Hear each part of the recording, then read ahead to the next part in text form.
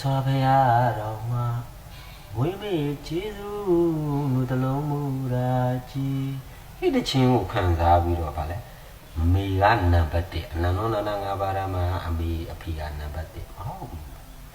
အဆုံးရောက်လို့ပဲခမရောက်ကြုတ်ပြောပြခမရောက်ကိုမွေးကြတဲ့ခမရောက်အမေကခမရောက်ကိုနိုးရည်တိုက်မှန်တယ်ကျေးဇူးရှိဒါပေမဲ့အဲ့ဒီခမရောက်ကိုတိုက်တဲ့ခမရောက်အမေရဲ့နိုးရည်ကခမရဒီတဘဝပဲခမရစလောင်မှုအေးချမ်းစီဖယားရှင်တိုက်ကြွေတဲ့ဝိပဿနာဆိုတဲ့တေမနိုးရည်ခမရကျင့်တော်ကြည့်ခမရဘဝမှန်တရားအဆက်ဆက်လုံးဝမလာတော့ဘူးအိုမှုနာမှုတိမ်မှုခမရလုံးဝမလာတော့ဘူးဖယားရှင်ကအဲ့ဒီမျိုးမလာအောင်နိဗ္ဗာန်ရောက်အေးငြိမ်းတဲ့တန်တိဒုက္ခတရဖယားရှင်ကဟောတော်ပြီဒါကြောင့်မို့နန္ဒနာ၅ပါးထဲမှာဗုဒ္ဓဖယားရှင်ကနံပါတ်1ကိုခမရကိုပြောခမရတို့ကဇာပိဘုဒ္ဓမလေးလာပဲနဲ့တချင်းနေနားထောင်ပြီးတော့ကောင်းတိုင်းခမရတို့နားထောင်ခမရတို့ကအယူမားနေတာခမရမိတိုက်တဲ့နိုးရီဆိုတာခမရငယ်ရွယ်တုန်းမှာပဲခမရစလောင်မှုနှစ်သိမ့်စီနိုင်ခမရကြီးလိုက်ခမရမိနိုးရတော့ခမရမစိုးတော့ဘူးမိဘဆိုတာကျေးဇူးမရှိမို့ရှိအနန္တောနန္ဒ၅ပါးထဲမှာဖယားဒီနံပါတ်1တရားဒီနံပါတ်2တန်ဃာဒီနံပါတ်3အဲ့ဒါပြီးမှအမိအဖဆိုတာနံပါတ်4နေရာမှာလားအဲ့ဒါပြီးမှဆရာသမားနောက်ဆုံးလားသူအစဉ်တိုင်းသူခွဲသွားပြီးတဲ့ကျမ်းဂန်က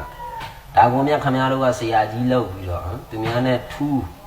မပြောချင်ပါဘူးသူများနဲ့ထူးပြီးတော့ဗာလဲမအေးဆိုတာအဖေအမေမိဘဆိုတာနံပါတ်1ခမများဖယားကနံပါတ်2နေရာမှာထားရမယ်နံပါတ်3နေရာမှာထားရမယ်ဘာအတိပညာနဲ့ခမများပြောလိုက်လူတိုင်းမှာအဖေအမေရှိ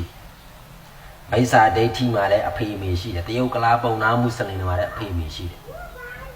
ကဲသူတို့အဖေအမေတွေကြတော့ခင်ဗျားပါအကျေးဇူးရှင်တွေပြောကျေးဇူးရှိတယ်ဒါပေမဲ့လမ်းမှားကိုပို့ပြီးမိဘတွေကြတော့ခင်ဗျားပြပြော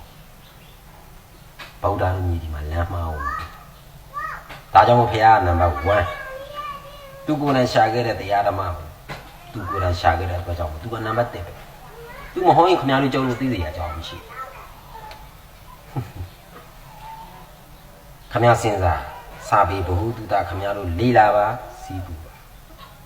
ခင်ဗျားတို့လေးလာစီးပူရင်ခင်ဗျားတို့သိလာတယ်ဒါမဲ့ကျုပ်ကိုယ်တိုင်ရေးစက်ထားတဲ့တခြင်းလေးတော့ကျုပ်အဆိုတော်မဟုတ်ဘူး